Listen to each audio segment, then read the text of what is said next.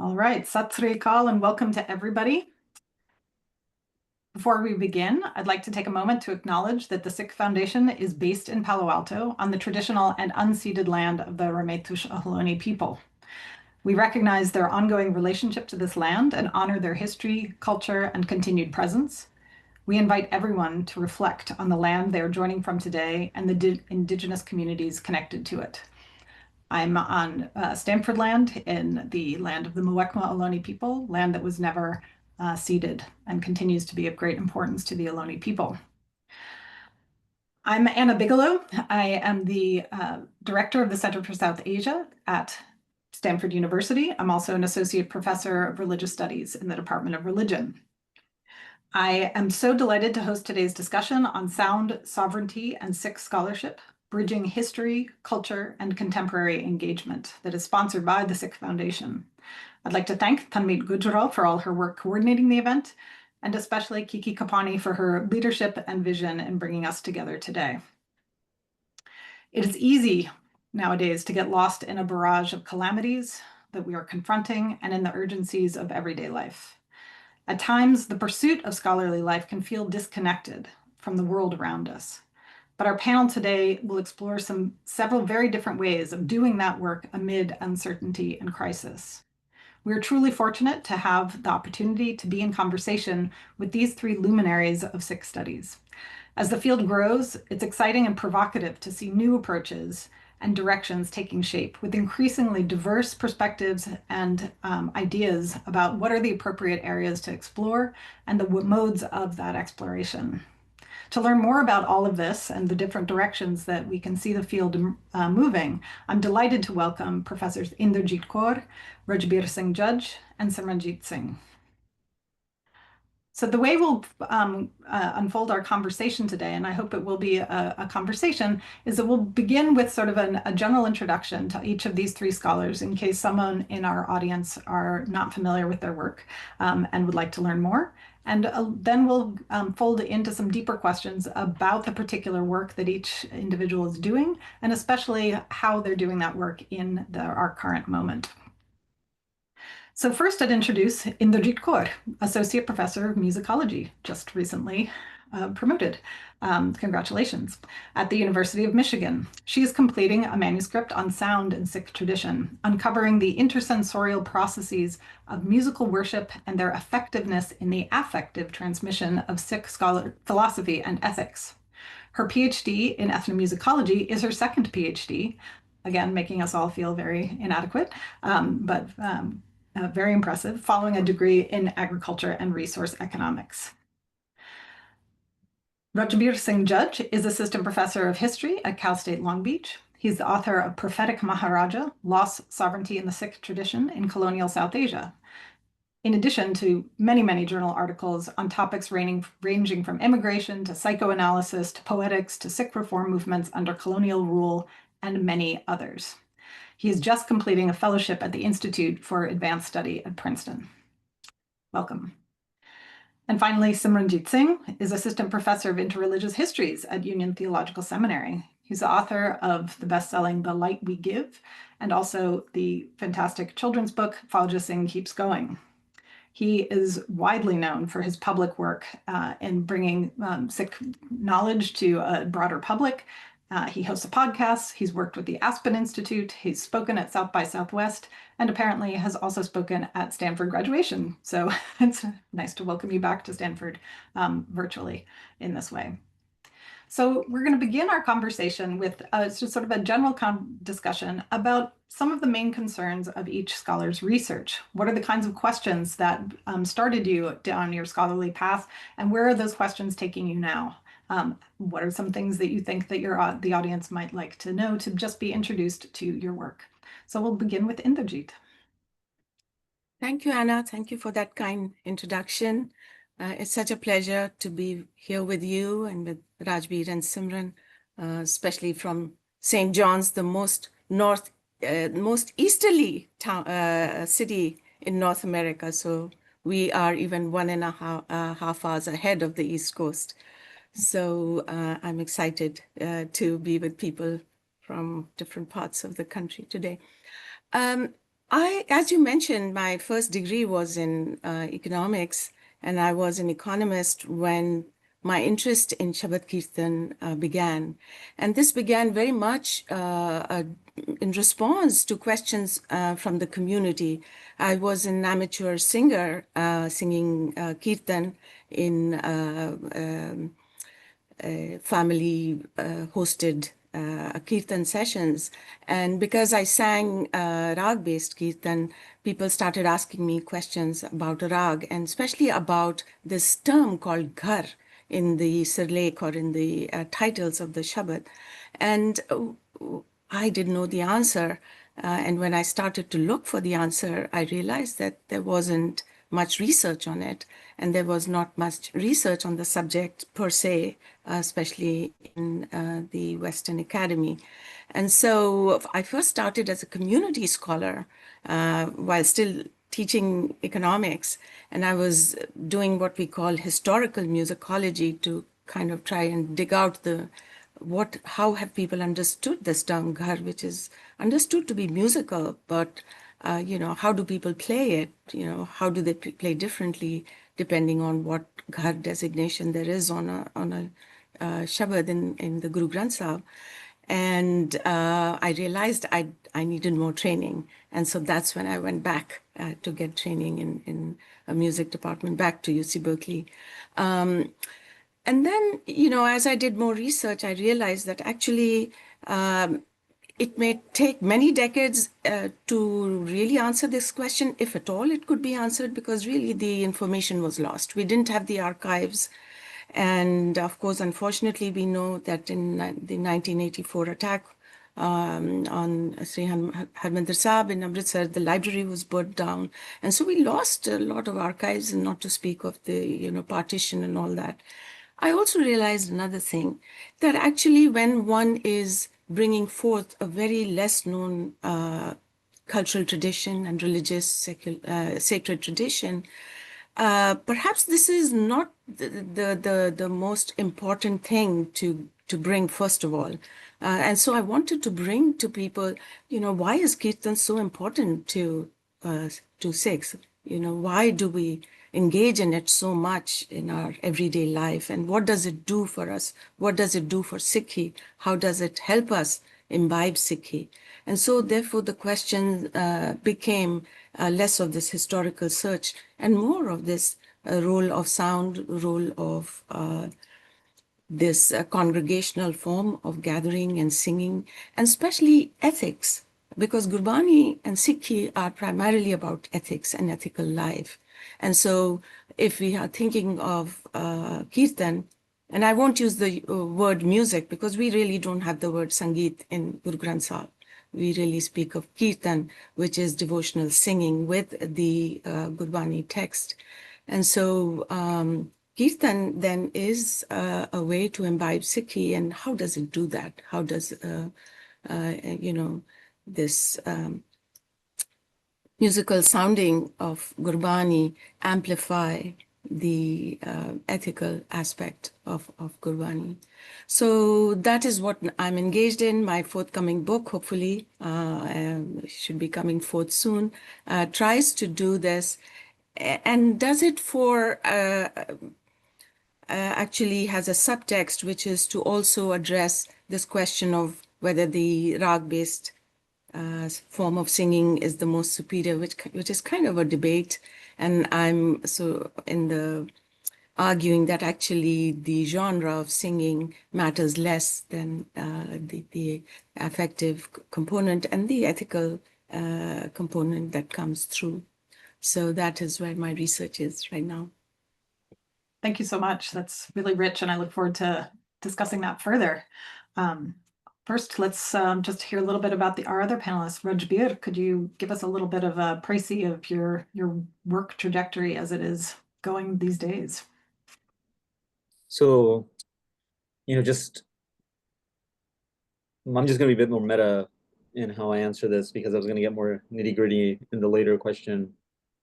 I would just say sort of, the main concern of my research is justice, right? And justice is a question of temporality, of time, of history writing, and the promise is that lie within it?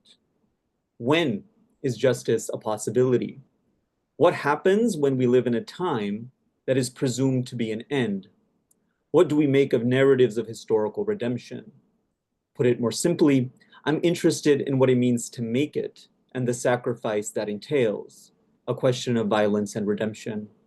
These are theological questions bound to Christianity, as numerous scholars have shown, Robert Meister to Elizabeth Pavanelli to Gil and Nijjar.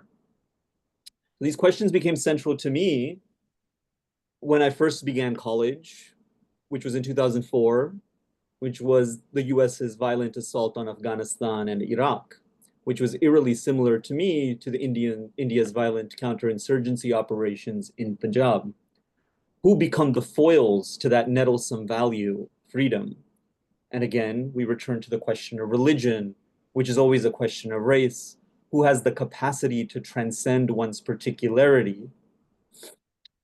These foils generate wreckage upon wreckage. Walter Benjamin characterized it. Look at Gaza. And one just feels as if one is a cog in a gigantic machine of war, as Freud had it.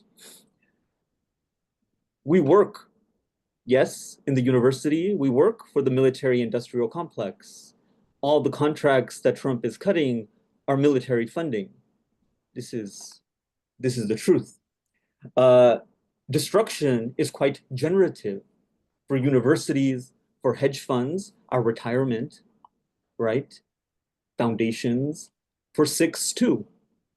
Look at Karta Technologies, an engineering and information technology company founded by G.P. Singh, made its millions by doing contract work for the US Department of Defense, providing engineering services, information technology, networking, software development, web-based training. The largest San Antonio-based private held defense contractor. There's numerous ones. Look at Akal Security. These investors obviously made it and celebrate it accordingly. In contrast, when I started this path, that was the question, that's why I used it. I'm quite suspicious of ideas of scholarly paths. I was working at a graveyard shift in a peach cannery and hopeful, a cruel optimism, an attachment to an object that prevents flourishing. I thought I could work and make it. Suffering and sacrifice could be redeemed at the nebulous end. A graduation that coincided with 2008, the market crash. This is a part of my social class, yes. Some friends who had failed out of high school joined the Marines in hope that it would be redemptive, a question of time, until they were deployed to Fallujah and the narrative arc reached its limits, even though there were peddlers, our entrepreneurial intellectuals, who sold a Sikh martial history as one tied to American imperial interests. Who then was getting redemption? Was suffering and sacrifice worth it? It is these tensions and discrepancies that continue to interest me. There's a way in which these entrepreneurs do not want to take the risk for the words they speak, for their trade and volatility. How do we make them own that risk that comes with their investments? But perhaps more importantly, it might be best that we stop putting the dead to work in such way as we did with coal and fossil fuels. We should stop putting the dead to work for progress. It will be a call to be less productive, less generative, less entrepreneurial, to be more idle, perhaps an endless conversation in which forms appear, disappear without redemption. Thank you. I'm really looking forward to digging into this idea of the way our disciplines in particular are putting the dead to work all the time, and in order to seek particular narratives, particular ends, particular agendas. So thank you for that. All right, Simran, if you could share a little bit about where you started, where you are now, what seems next for you. Yeah, thank you.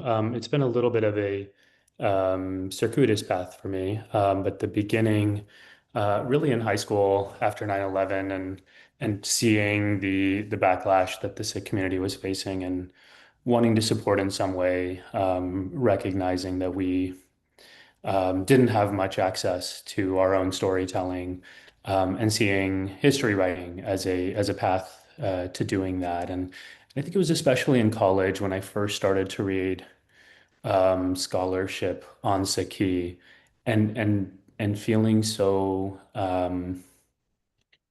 almost confused by what I was reading, that the descriptions that I was finding from the scholars didn't really match my experience as a Sikh, growing up in a Sikh family, the way that we lived and the people that I know lived and understood what it meant to be Sikh, and that's really where I felt I became increasingly interested to understand why that happened, how that happened, and maybe thinking about again this sort of experience after 9/11, what it might look like to tell our own story and to tell our own history.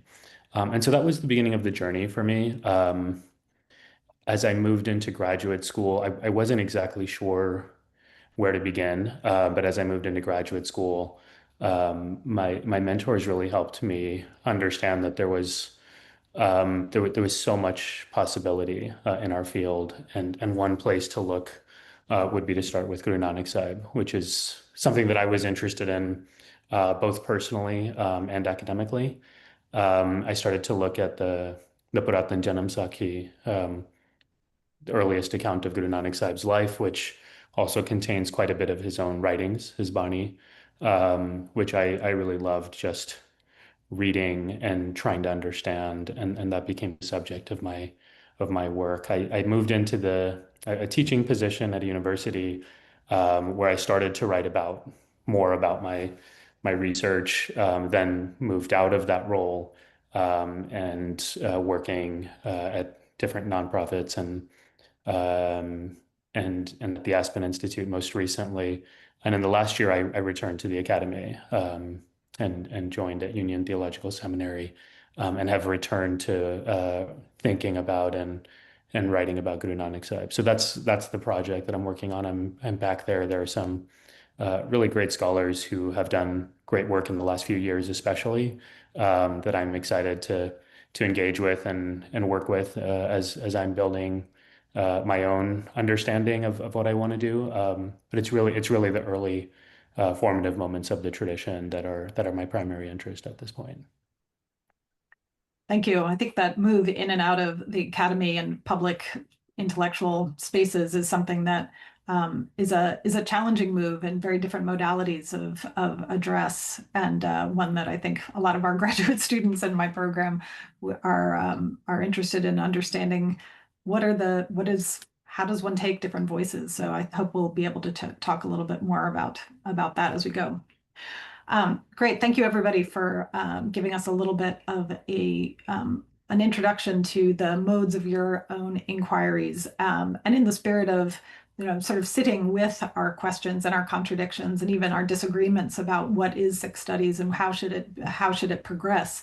I'm going to come back to you, Inderjit, and sort of think about, you already sort of gave us a little bit of a taste of this in your introduction about ways in which your understanding of Sikh Kirtan is so invested in questions of ethics and Sikh principles, and how that emerges through and has become sort of a felt experience. I think sound and sensory studies is really having a bit of a moment in religious studies in general in my field, as a sort of somewhat neglected modality of thinking about what are the affective aspects of any religious tradition. It doesn't just come through texts and words and didactic principles. There's other modes in which we experience religious life. And so I think that really comes out in what you said in the beginning, but I'm interested in having you elaborate a little bit more on what are those particular ethical concepts. You mentioned that certain practices, concepts, and values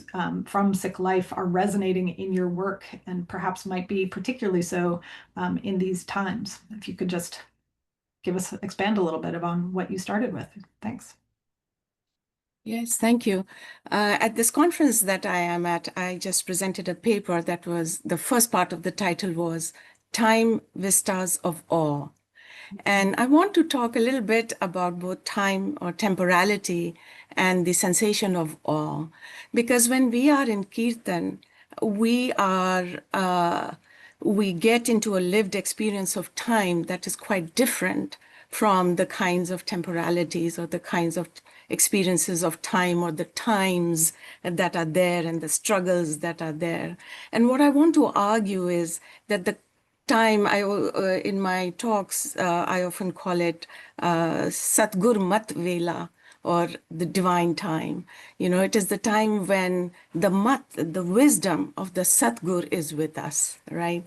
And Gurbani also tells us, Kal Jug mein Kirtan Pardhana. So when we are in the time of vices, then, you know, what is supreme, what can take us through this time is Kirtan. And so I try to tie this together, you know, how can we be in that divine time and through Kirtan, right? And and in my forthcoming book, I have like 3 chapters on 3 kinds of affects or feelings. And one of them is the feeling of awe. And if you think, you know, the very word Vaheguru is Vah-e-Guru, you know, this Guru who is Vah. Yeah. And when we are in awe of, and we are taught to be in awe of Vaheguru, and, you know, Gurbani is talking about wonder and bisam, bisam, bisam, bisam hi bhai hai. You know, I'm in awe of Vaheguru. And when we think of awe, even in our daily lives, you know, when we had this awesome solar eclipse, it is something that, you know, it makes our jaw drop, literally, just like when we say, wow, Vaheguru, right? It opens us up. It makes us enthusiastic. It creates this sense that there are possibilities out there that we may not know yet through our current sensory capacities.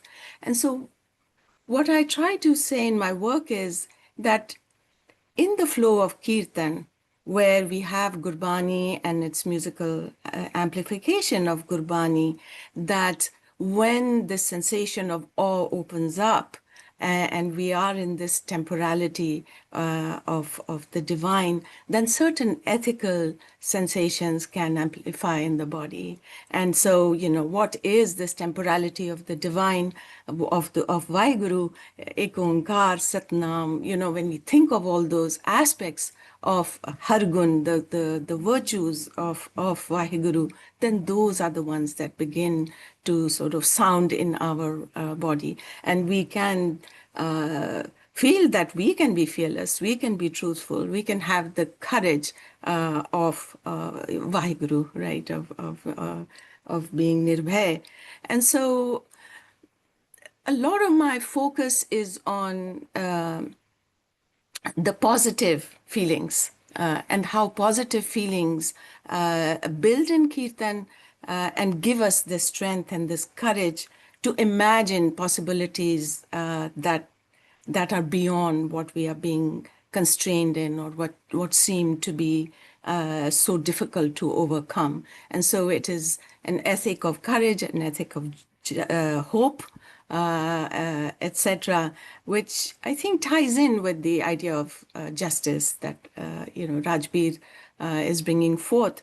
That to think about you know, the temporal arc of justice, we need that temporality of courage and hope. And of a possibility, of an ethical possibility that is there, not looking just outside, but within ourselves. Our potentialities, our expanding our human potentiality towards Vaheguru, the Vaheguru potentiality, the possibilities of being in a way that we are first enacting justice in our everyday lives, and also inculcating the capacity to voice it. And Kirtan, I want to say, is so much about voicing and sounding. And voicing and sounding is such an important aspect of Sikhi, so much so that our energizing greeting is even Bole so Nihal, Nihal, Sat Sri Akal, you know, Bolna. You have to speak up, yeah, right? And there it comes the first stage of sounding, of courage, and speaking up, even when, you know, it does not suit us in terms of the usual material aspects of life. And so one of the aspects that I want to bring in the work is how sounding does affect us, right? Instead of, say, silent reading of Gurbani. And sound is something that really affects the whole body. We often think of listening as something which is very contained, that we listen through our ear, it goes into the inner canal, and our brain perceives it, and that's sound. But actually, sound is much, much bigger and more affective and effective than that, because when there is sound, there are sound waves. When there are sound waves, the pressure in the atmosphere around our bodies changes, especially when we are in the congregational space. And when that happens, our skin, the whole skin feels it. When the whole skin feels it, the inside functioning of the body changes, our breathing changes, our skin hair may rise. And that's why Gurbani says, roam, roam. It literally says that, your skin will absorb Gurbani, right? Saas, saas, every breath, right? And so what I want to sort of bring through sound and through sounding of Gurbani is to say how much it moves the body and how much it focuses on the body as a agent of action. And so Sikhi then resides in ethical action and not just in theoretical sort of reading and understanding. And Gurbani says that, pad kare vichar, nothing will happen. You can keep just going round and round. And so this body, the sound then brings us to the body, and it brings us to the body as an action enabled, action-oriented body. And if we do not focus on the body, I think we take, the real teeth out of Gurbani, which is that we can be action-oriented, that we can do something in this world about justice or, whatever. About environmentalism, actually, also. And if I still could take 30 seconds to talk, sound also brings the focus to listening. And listening is very important in Gurbani. And Gurbani, tells us to listen not only to the sounds that we think of as sounds, but actually to the earth, to the sky, the atmosphere, and that's very environmentally oriented, So Suniye Tarat Taval Akas, that is in Japji Sahib, right? You listen to the Tarat, the earth, Taval, the subterranean Akas, and Pavan Guru, air is our Guru. It's full of information. It is telling us what's happening, what's changing in the environment, in the ecology. So from sound, we can go to listening to the body, to sunye maniye. We have to listen and heed. And so there is this path to ethical action that I want to sort of illuminate in my work. Thank you so much. That was incredibly rich and thought-provoking. And I can see that there's several questions coming out of this in the Q&A already.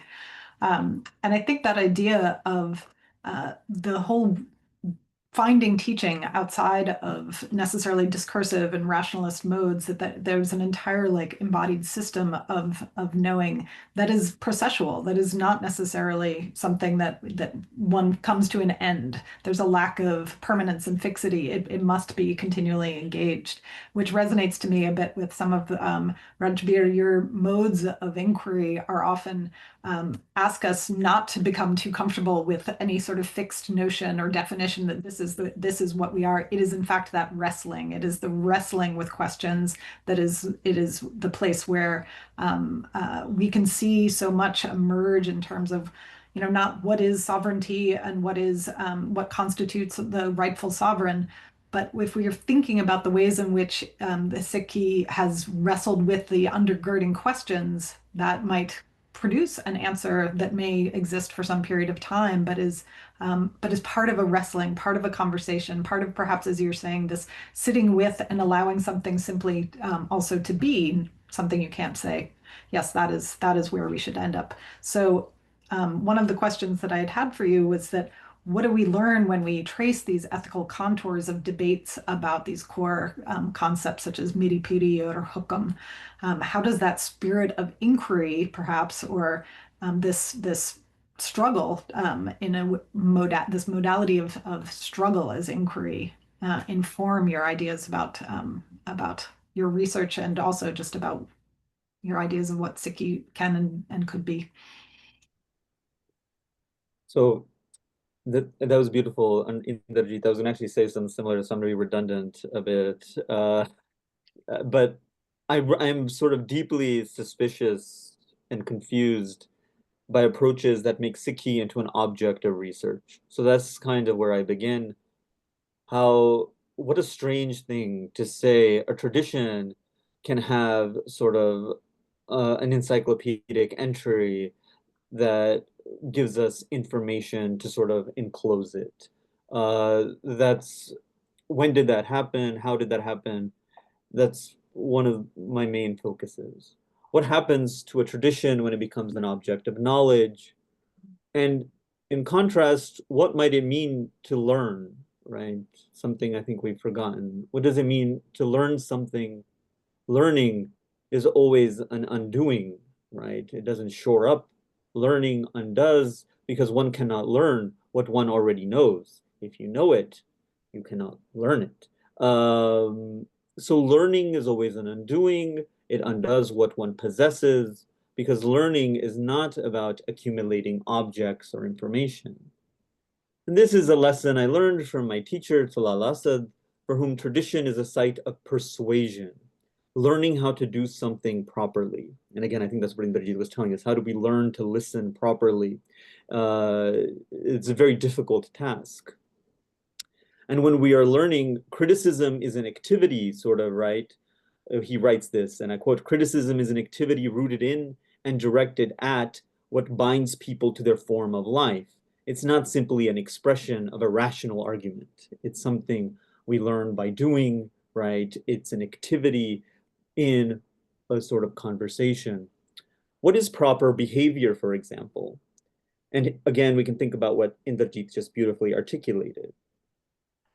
Today, however, I think information reigns supreme, and information we can trace to Silicon Valley, we can trace it to sort of Claude Shannon, information theory, communication theory, in ways in which one tries to avoid noise. One's response, right, one's learning is always bound to information rather than sensibilities, habits, and relationships that constitute a tradition. And we can think here about a temporality of the divine that is irreducible in something to like information, a fact. You can trace this, right, to Christianity. Basically, it's tied to incarnation and certain Christological debates that happen that allow for the body and mind to be separated but united via the Holy Ghost. So what do we think about this sort of temporality of the divine that's sort of irreducible to the cruelty of optimism in the present? I mean, I'll just give one example, and just since I was reminded it when Inderjit was speaking, my mom also worked with me. She still works in the cannery at the graveyard shift. And yes, this is in sort of abstract labor time. You have to sort of produce a certain amount of cans in an hour. That's measured through socially necessary labor time, all these things. But how she survived it is by doing Nam Simran, right? When you're tired, the body aches, Nam Simran sort of becomes essential. So I think we can think then some of the questions that are being asked, they're presuming a certain kind of abstract subject of a certain kind of Sikh student, let's say, might not include daily forms of labor that are required for most Sikhs. One can refuse to speak, yes, but today we do think of life as insufficient to itself, and we think it requires a rational defense, and then we make these rational defenses all the time. But this defense always then requires more information, not experience. In this information society, one discipline I think really reigns supreme, and it's a discipline I inhabit, it's history. We listen to and accept the constant injunction, know your history. We cling restlessly to history because we would like to believe that it provides a crucial lesson. The truth about lost objects. We can call those lost objects sovereignty. We can call those lost objects Sikhi, Kirtan, right? That we hope to once again possess. Yet in providing truth, it is perhaps strangely history, not the Khalsa, that is sovereign. Accounts are settled, history is laid to rest. Can we settle accounts with life, the debts we owe to the Guru? Is sovereignty a conclusion and a settling? I would say no. Of course, this is not a call to reject history as if that were even possible in today's world, but perhaps to ask what the appeals to history today accomplish and foreclose for the Panth. In asking these questions, I argue that the attempt to enclose history in such a manner is a reactive formation in which the promise of harmony in a past, offered in a lost object, comes to make impossible. It forecloses what Wendy Brown calls an agonistic political and intellectual life. The promise of harmony, the promise of this lost object in the past, is merely a historical moralism, an analytic impotence in historical righteousness that forgoes political questions in the present. Instead, as you note, I'm interested in debates that do not have an end, that come to constitute a form of life. I trace this agonistic political intellectual life, which is why I find Miri and Piri, as theorized by Sardar Kapoor Singh, to be so important.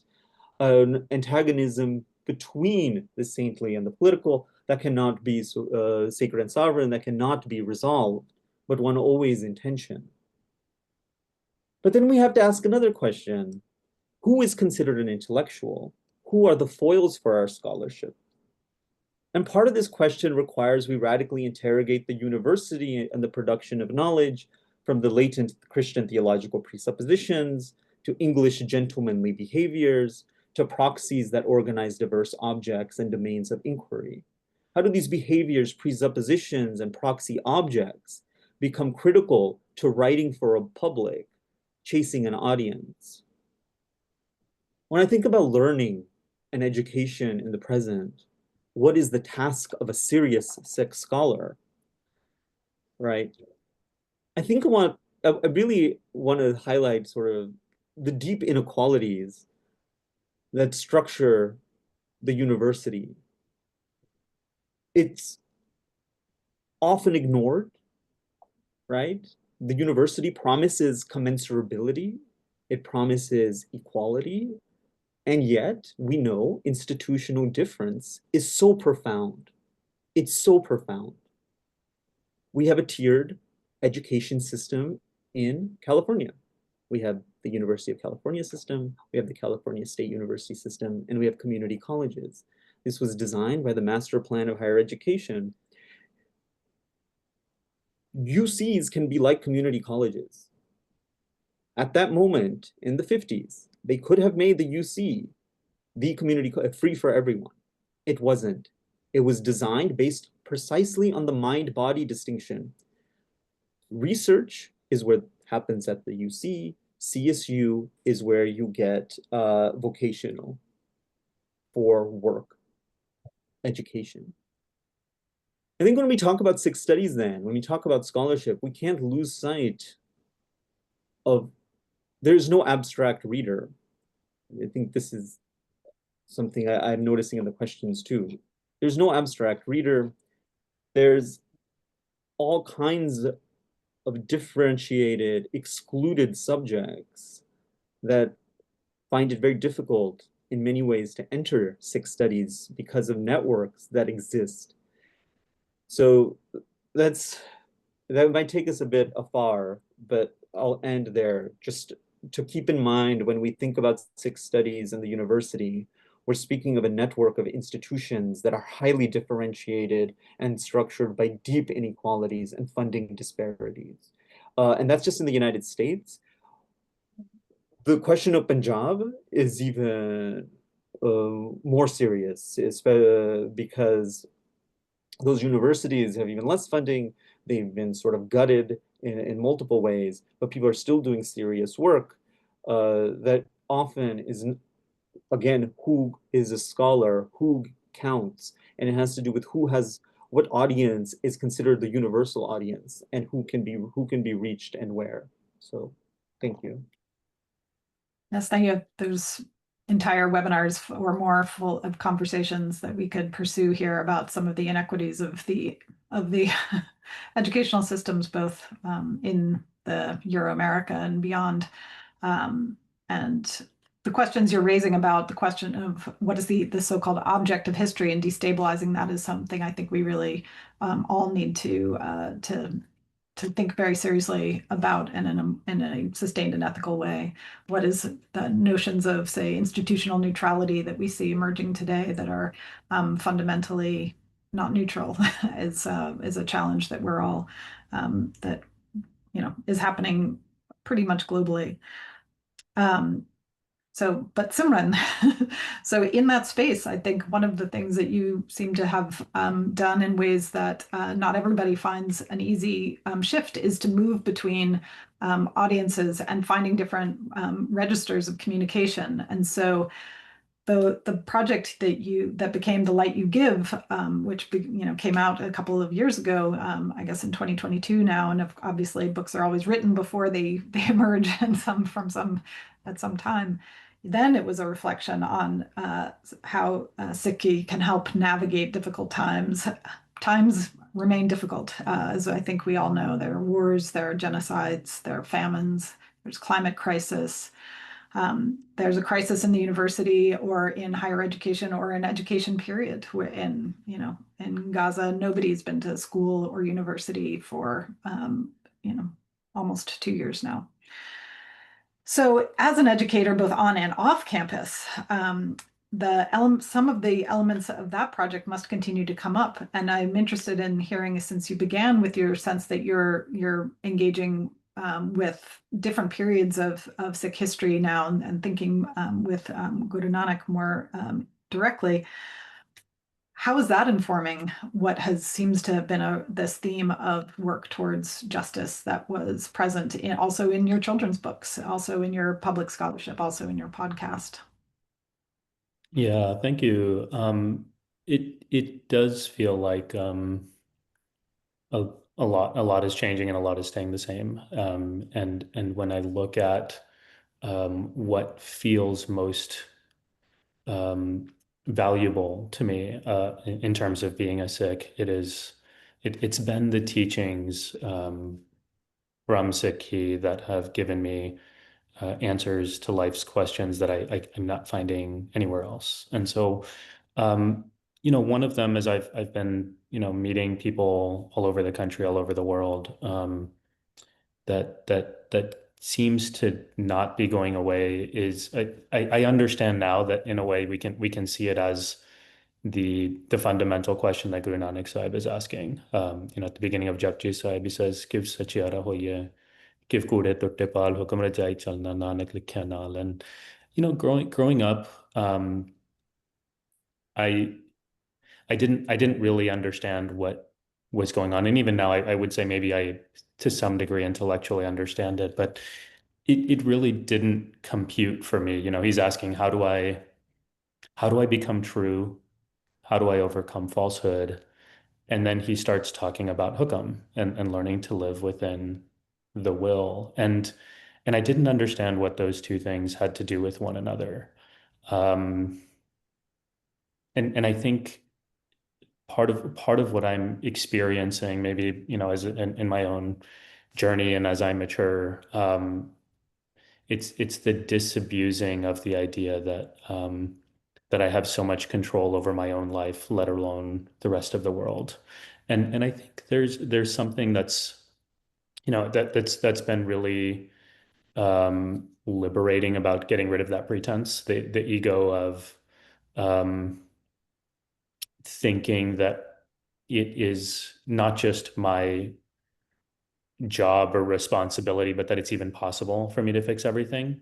And to sort of recognize that there is a balance between what Inderjit, Benji, and Rajbir have been talking about in terms of the ethical impulse and the need for justice, and also the humility that says I can't fix it all, and I'm not here to fix it all, and greater people have walked on this earth before me, and they haven't fixed it all. And I think that to me is part of the answer that people are missing right now. You know, the world is brutal and terrible, and genocide and famine and all these things you mentioned, Anna, and it feels overwhelming. And I think, you know, we are also able to witness more of it than we have historically due to our access to media. And it feels really hard and overwhelming. And so letting go of some of that, I think is great. And you know, the other thing that I think has really served me, and I think is a teaching that I think that has really helped people as I've shared my own experience with them is what seva means. And what I mean by that is, you know, in a very typical Western sense, justice and activism are seen as what you do out of responsibility that comes with privilege, or a desire to help reduce people's suffering. And I think those are important and beautiful, and I love those. And also, what we don't talk about is the power when intention is right, the power of seva to transform us from within. And I think that is so much of what we learn from Sikh philosophy, right? Sev kiti santokhi jini sacho sach the one who serves out of a connection and remembrance of truth is the one who actually finds contentment. You know, seva ki ardas pyare jap jiva prab charan tamare. The servant's prayer, ardas, is may I always be at your feet in remembrance, right? There's a level of humility there. There's a level of connection. And so these to me, these ideas that come from Sikh philosophy, I don't see them elsewhere. I mean, I know there are strands of this in other forms in every tradition. You know, the Serenity Prayer, for example, is one that I turn to often, especially right now. And I think there is a really nice connection there with our concept of justice and hukam and how they go hand in hand. But yeah, these are the kinds of things that I'm encountering as I'm meeting people, and some of the connections I'm making to my own understanding of Sikhi and my attempts to try and practice it. Could you say a little bit more about how you communicate that in these different registers? How does that work across the different kinds of publications and talks? And is that something that you struggle with, shifting between these, or is that something that seems very fluid for you? Fluid isn't the word, but struggle probably isn't the word either. It's definitely a challenge, but it's almost like a creative challenge is maybe the way to say it. You know, it's in some ways it can be really simple, right? Like I have these young daughters, and that makes it, you know, talking to them on a daily basis makes it easier to write for kids, because I just imagine my kids as I'm talking to them. Similarly, if I'm in front of a college classroom, or if I'm in front of our, you know, Punjabi school on Sunday I teach the parents class there. And so like those are different regular practices that help me think about audience. But then there's also the creative practice. And I think like the reason that I feel compelled in some way to do this is because in some ways, if you think about, I mean, the sort of figureheads for Sikhs as our gurus, and the way that they were able to reach diverse audiences across cultures and languages and traditions, and really just, I think to some degree, good communication comes down to a level of humility and saying, you know, it's not about me. I'm just here to meet you where you are. And that I think has really been a nice North Star in my writing practice to, you know, if I'm writing for middle school kids, write in one way. If I'm writing for, you know, a different medium like television, write in that way. And so I find it to be very fun and joyful, which maybe I'm not supposed to say as a scholar of maybe we're not supposed to be having fun, but I'm really enjoying it. No, I think joy should be absolutely celebrated and taken as a as a form of resistance sometimes. Mm. And actually, you've kind of answered the question that our colleague and my former professor, Mark Juergensmeyer, I was asking in the Q&A about questions about audience and how do you speak to different audiences, and something that I think many of us, as he mentions, he also thinks about. I don't know if Rajbir or Inderjit, if you'd like to chime in on this question of thinking through your various audiences and your different modes of expression in relation to those. Do you want to go first? Yeah. Either of you. Okay. Yeah, thank you for that question.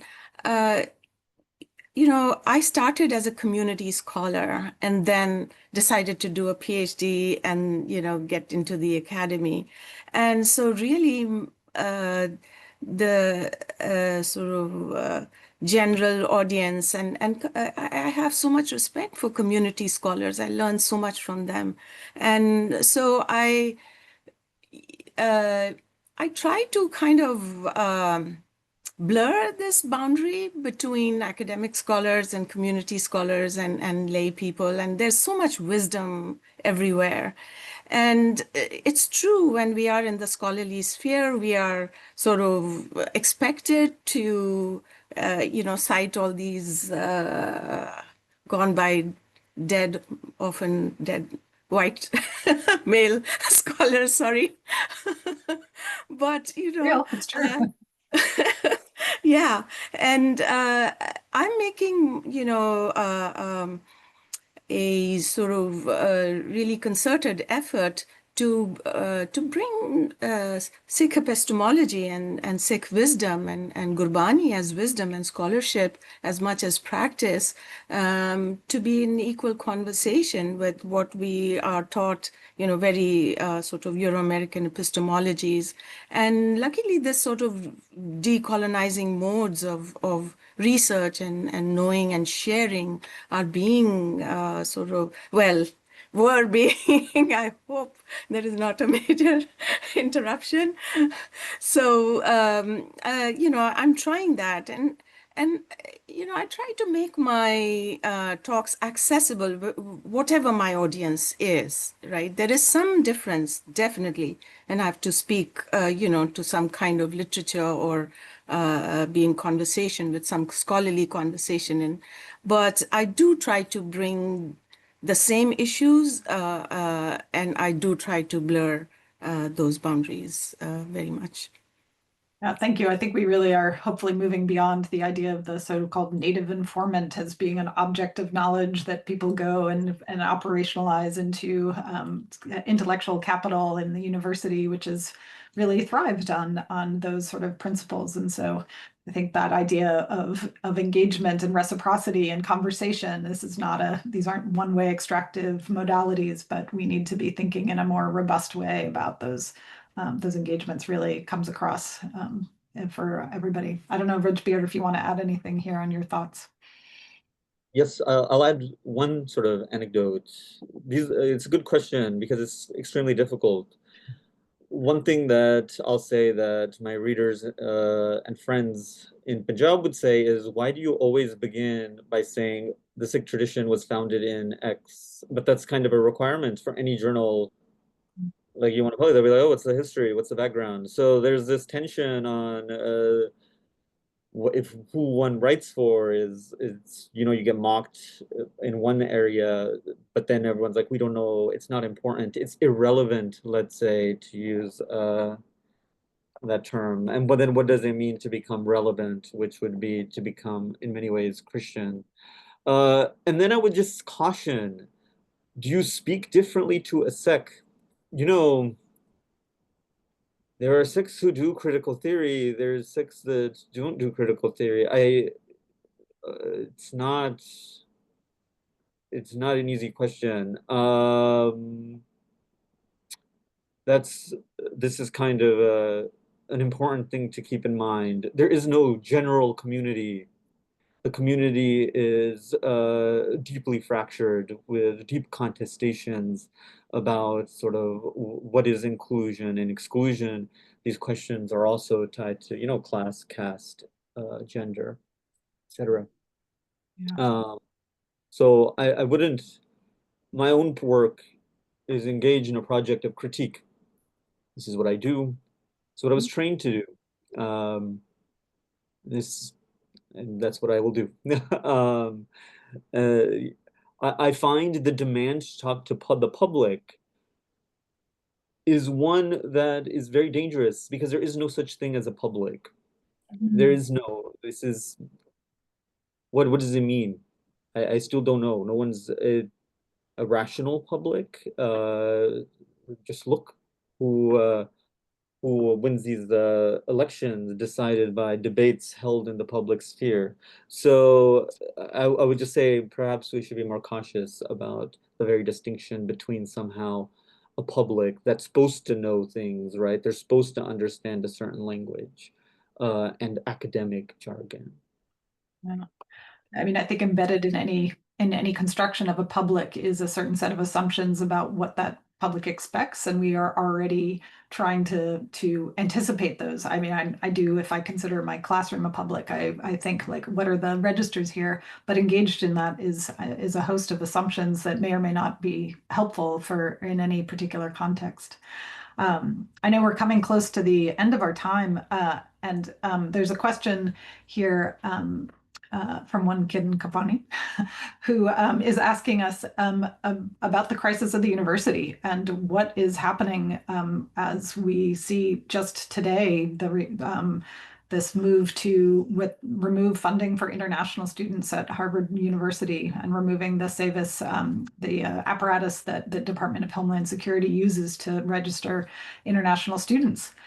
This is a massive shift. I mean, a global world in which international students might not have the capacity to attend universities in the United States unless they're conforming to particular notions of, or even not. It wouldn't matter what the actual content. It's simply the bodies of international people that is becoming problematic in a not in a necessarily in a new way, but in a particular way at this moment through these particular strategies. So as we look at the university and see it, the loss of funding, the loss of the ability to interact with people from a wide variety of backgrounds and perspectives, what are your concerns about how to move forward in regards to that? And of course, I'll have to ask you to be very, very brief because we are coming up on the end. And I know, Simran, you have to hop immediately because you have some family obligations. So if you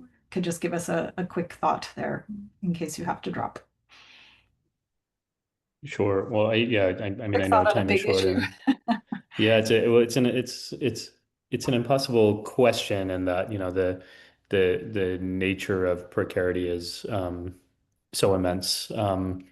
Every single person I've talked to is feeling the threat of cuts and uncertainty in some form or another. My wife is an NIH researcher on human rights and works a lot with refugees and asylees, and she's gone. I was talking to a friend today who's in education. His job is gone. I mean, over and over again. It's just it feels like it's too much to take in, and so I mean, I don't know what to say about how I am thinking about it. I mean, I guess it's one of those things where, you feel the pain of people's um, suffering and their difficulty, and you understand your own precarity, and maybe in some ways, um, I don't know, there's something that's like existentially tied to like the transience of all of our lives, and the fragility of everything we do. I mean, there's a reminder in that, but I don't actually have a good answer in terms of how to proceed, aside from, I mean, I would say within my own university, that's where my attention is focused. How can I help support there? I think that's where my agency is most concentrated at this point. So sorry not to have a better answer, but that's where I am, honestly. And it really is an impossible question that we've been asked by our organizer, but It's an one important that question, but one yeah, that we struggle yeah. with, and trying to find the place for research like ours that is working in a global context, and yet is being eroded within the academies in which we're employed. Right. But thank you. I know, Simran, you have to probably Yeah, apologies for depart, needing to. Thank you all, and thanks but for organizing. we can continue the conversation for a few more minutes, and just so everybody has a chance to, if they have thoughts or want to conclude with any other reflections. Thank you. Inderjit, do you want to? Let Rajbir go first this time. I've been taking a lot of time. I would just say, I mean, this is an essential question. I think I was trying to get at the end. I was trying to speak about the university. For example, it was I forget the exact year, like 2015. There was an attempt to do a Dharmic Studies chair at UC Irvine. Scholars of South Asia protested the decision, and they were able to block it. It was amazing. Scholars were saying this is an infringement, et cetera, this funding. You know, that money went straight to CSU Fresno. And there you The money. go. South Asian religions, religious studies departments are being cut.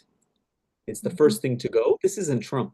This is just higher education since, basically Clinton, Reagan, since Reagan, actually. So these religious studies departments get cut. They want to survive. How do they provide? How do they stay intact? They get funding from elsewhere. Where is this funding coming from?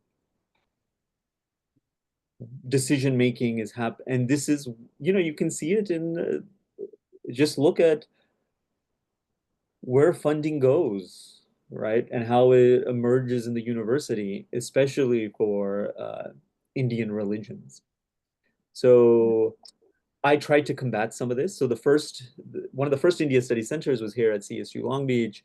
The donor wanted to invite Modi in 2005, right after the pogroms, to open the center. And that's so Modi was denied a visa, but CSU Long Beach tried to invite him. The center exists. The donors have also donated money to UCLA. So as the university becomes more and more beholden to private donors, and I know Sikh Foundation does this too, it's just something that happens. It's open for sale, to put it mildly. And you're seeing this, right? At University of Florida, they opened up that Hamilton Center to teach like European intellectual history or something like this. You're seeing it at UT Austin. But the university has always been an entity. That's why I said it's part of the military industrial complex. It's not an innocent institution, right? It's always tied to questions of power. We provide students loans to get education, to plug them into an economy that's collapsing. That's how it functions. Today they got rid, the bill is getting rid of loans. So now how are students getting this? Most of my students work like 2 jobs for a degree that loses value, right? Mass education has this tension. The more degrees that it gives, the less value each degree has. The high school kid that doesn't get the college degree is sort of the collateral for the value of the college degree. This institution's not innocent in any manner. So I don't know. I lost a grant that I had won to sort of begin language programs in South Asian languages here, but it was tied to Columbia University, and it was one of the first grants lost. So yeah, it's not looking great for the university. But I don't know if it's just tied to this regime. I guess that's what would be my answer. Yeah, I think there are particular dynamics related to this regime, but many of them are building on a long trend of the way in which the privatization of even public education, which is happening in many registers, right? And with efforts to use state funds to fund religious charter schools, which is ongoing, and that's going to be, this is not happening just in higher education. So we're also not isolated from the broader educational ecosystem, if you will. Inderjit, some thoughts from you, and then I think we'll close out. I'll be quick. I think I'll echo one thing that Rajbir said, which is about funding, how important it is to be alert to where funding is coming from. And at the University of Michigan, the Center of South Asian Studies, I was on the executive committee for a few years, and that was one of the salient things we kept our attention on, that as we are offered these funds, who is doing it and what is their motivation. And so not to give in easily to, okay, this source of funding is gone, so here is, something easy and we just grab it. And the second, I'll go back to sound and to Bole and Bole So Nihal, that we should voice wherever we can. And the power of voicing is still there. And that we stick to our values, the Sikhi values.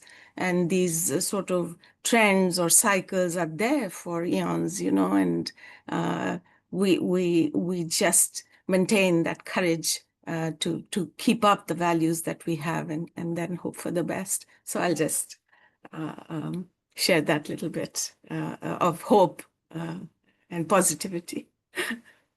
Thank you. I very much appreciate your spirit of hope and positivity, even as I feel often overwhelmed by the world around us. So I'd like to close and just thank everybody for participating. I know we had many questions that we didn't have a chance to get to. We appreciate your participation. It means a lot that you chose to spend time with us today, and I want to let you know that there will be a short feedback survey after the Zoom ends, so please fill that out to help the Sikh Foundation improve their programming. And also there are links in the chat to the panelists' books and to Sikh Foundation programming, like the book club and a youth art context. And so the Sikh Foundation is committed to holding space for Sikh art, scholarship, and community across generations. So they hope that you will stay connected. So thank you so much and have a great day. Thank you.